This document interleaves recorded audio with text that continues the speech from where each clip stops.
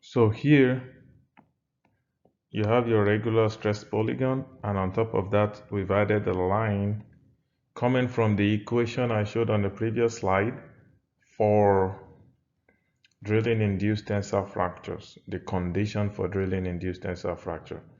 And to summarize previously on the previous slide, right, this is the equation you had for SH max. SH max was basically equal to 3SH mean minus 2 pore pressure plus 0.1 times SH. See, I'm gonna write it here. SH max, I'm just gonna write as capital H, equals 3SH mean, so 3SH small sh minus 2 pore pressure plus 0.1 SH mean minus pore pressure, right?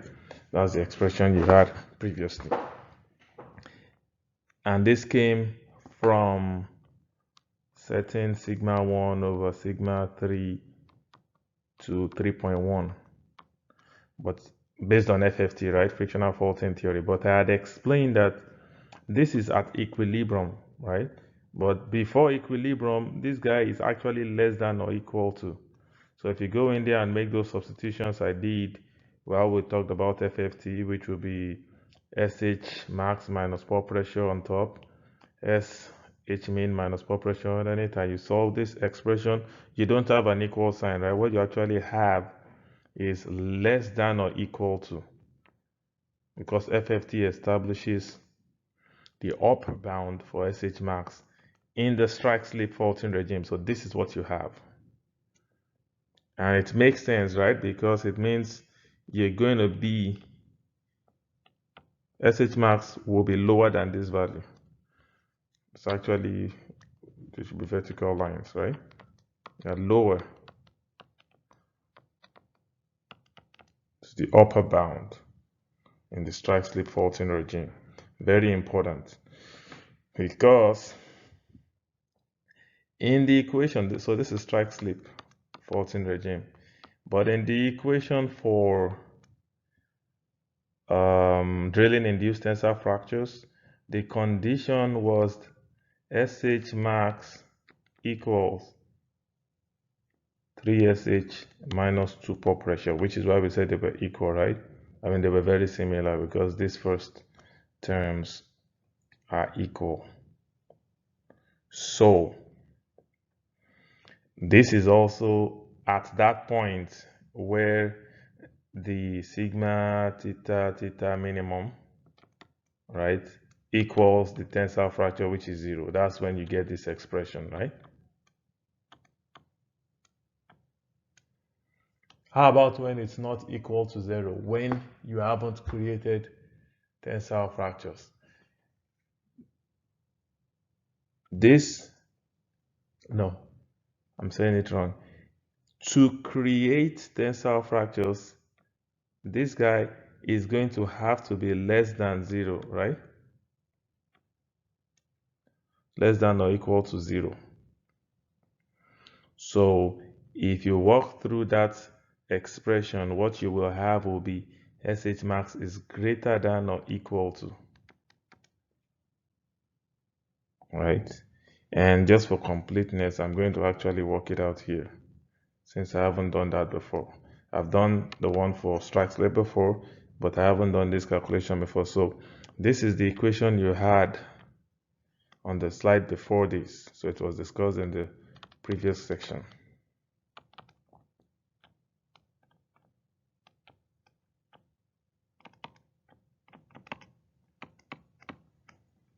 Equal tensile, that's the condition.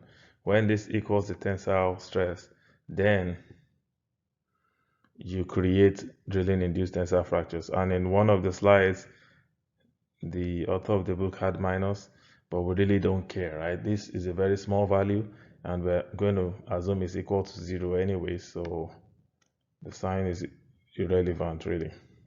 So if you set it equal to 0, that's what you had, right?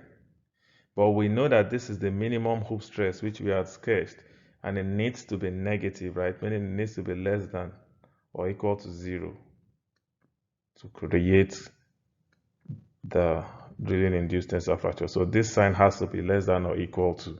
And now, if you make SH max subject of the equation, you take it to the other side, SH max will be greater than what you have there, right? So SH max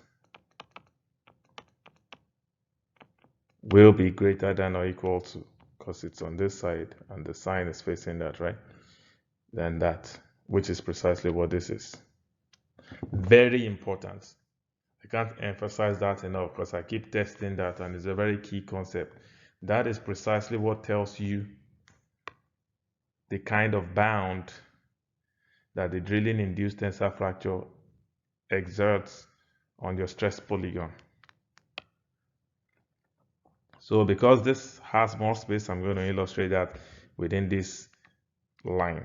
So this is your drilling induced tensile fracture line, this gray line. And because the sign is greater than or equal to, in order to observe the drilling induced tensile fractures, so that means you are where? Above, right? SH max is above this value. You see that? And previously, from the strike slip faulting regime failure line, you are below that. So that's your constraints right now. So all of these other regions are irrelevant now. You've reduced or tightened the uncertainty. You've reduced the uncertainty in the estimation of SH max by using information from drilling induced tensile fractures.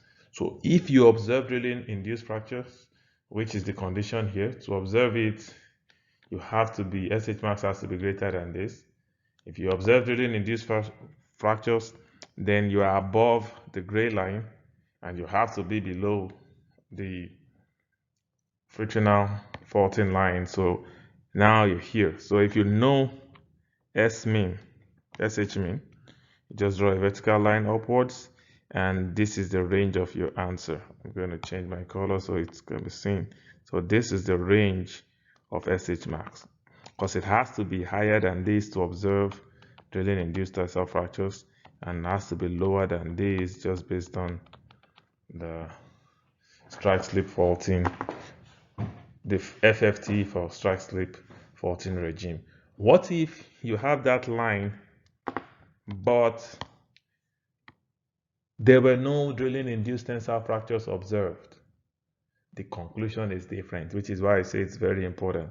It means you are below the gray line. Of course, you're still in the strike slip. No, you don't have to be in the strike slip faulting regime anymore, right? You didn't observe it. You typically will observe the drilling induced tensile fractures in the strike slip faulting regime, but you can be below it in any faulting regime when you do not observe it. So now the range is also reduced, but you are below. Your range of SH max is within this interval. You see that? Very important. So whether or not you observe drilling induced tensile fractures tells you what the constraint on SH max will be. If you observe it, if you observe drilling induced tensile fractures, you are above the gray line. If you don't, you are below. And what's the difference between the figure on the left and the figure on the right? Here we set cooling, meaning the temperature of the drilling fluid is same as that of the reservoir. So delta T equals 0. Delta T is temperature of the reservoir minus temperature of the drilling mud. So here, the reservoir is hotter than the fluid, and delta T is 25.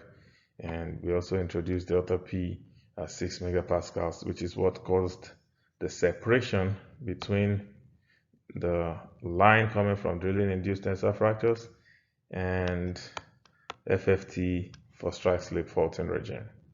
Whereas here, when you set them equal to 0, they are very close, right? So if you observe the drilling induced tensile fractures, well, You're right there. So you're pretty much almost exact for the estimate of SH max given any value of SH mean.